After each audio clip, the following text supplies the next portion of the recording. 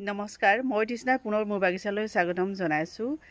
আজি আপোনালোকক কিনো দেখুৱাম, বেলেগ একো নাই। এয়া এতিয়া দেখিছোন যেতিয়া তেতিয়া এজেলিয়াটো ফুলি থাকে, খুব ধুনীয়া এজেলিয়া হয়। এয়া ভেৰিগেটেড মানে মাল্টি কালাৰৰ হয়। এইটো এজেলিয়া খুব সুন্দৰভাৱে ফুলি আছে,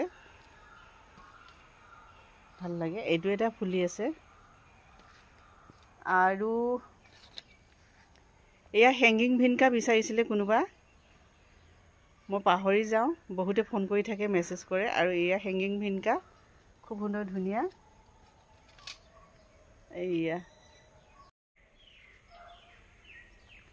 হেংগিং ভিনকা আপোনালোকক দেখুৱাই দিছোঁ, কেনেকুৱা লাগে দেখিবলৈ। পিটনিয়াৰ দৰে এনেদৰে ওলমি থাকে। নমস্কাৰ, মই তৃষ্ণা মোৰ বাগিচালৈ পুনৰ আপোনালোকক স্বাগতম জনাইছোঁ। আপোনালোকক হেংগিং ভিনকা কেনেকুৱা, এয়া পিটনিয়াৰ দৰে ওলমি ওলমি ফুলে, খুব সুন্দৰ ধুনীয়া এটা ফুল নহয়নে? আৰু ইয়াৰ পুলি যদি লাগে আপোনালোকে পাব। এতিয়া সাজু হৈ উঠিছে।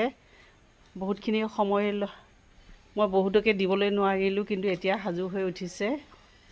বেছি পৰিমাণৰ নাই, কিন্তু এনেদৰে আপোনালোকে পিটনিয়াৰ দৰে ফুলাবলৈ পাৰিব। এইবিলাক ব্লেক যি হয়, প্ৰথমে পাতটো সেউজীয়া হৈ ওলায়, তাৰপিছত ব্লেক হৈ যায়।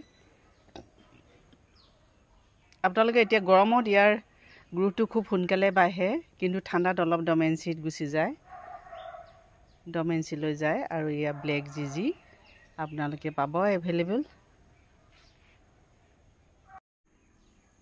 লেমনিয়া ফুল আপোনালোকে দেখিছেনে? এয়া হৈছে লেমনিয়া, খুব সুন্দৰ ধুনীয়া গুলপীয়া ৰঙৰ।